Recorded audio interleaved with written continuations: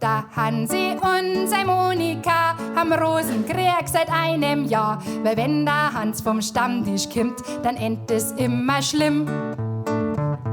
Die Moni ist am Kocher grad, da kommt der Hans und fragt, was Brot. Sie meint der Gmies, bläht sie an, ich bin kein Has, ich bin ein Mo.